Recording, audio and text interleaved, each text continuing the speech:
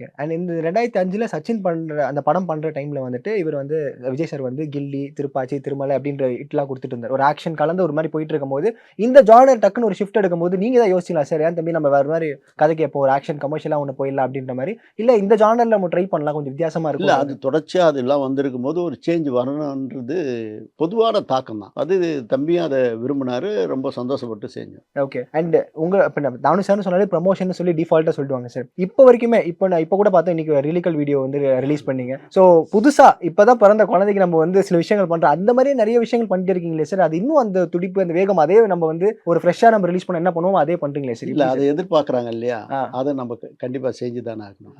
அதுக்குண்டான முயற்சி தான். ஓகே. எங்கருந்து சார் இது கிராக் பண்றீங்க? படத்தோட ப்ரமோஷன்ஸ யாரும் எதிர்பார்க்காத வகையில வித்தியாசமா குடுக்குறேன் பாரு அப்படின்ற மாரி ஒண்ணு பண்றீங்களே சார். எப்படி சார் அது ஐடியா? இல்ல அது வந்து நம்மளுக்கு உள்ளுக்குள்ள இருக்கிற ஒரு ஊற்றுன்னு சொல்லலாம். அது உதாரணத்துக்கு இந்த படத்திலே பார்க்க போனா, அயர்லாந்துல சாங் எடுத்துப்போம். ஆமா. அது வந்து இதுவரையிலும் யாரும் போய் கேமரா வைக்காத இடம். கண்மூடி திறக்கும் சாங் வந்து அங்க அங்க ஷூட் எடுத்தோம். பண்ணப்பட்டது. ஆமா. ஆமா. அந்த மாரி தான் நம்ப கண்டுகொண்டேன் கண்டுகொண்டேன் வந்து அ இதுல ஸ்காட்லாண்ட்ல எடுத்தோம். ஐஸ்வர்யா ராய் அப்பாஸ்து. அதே மாரி அஜித் தம்பி இது வந்து கெய்ரோல வந்து என்ன சொல்ல போகிறா கண்டுகொண்டேன்ல எடுத்தோம்.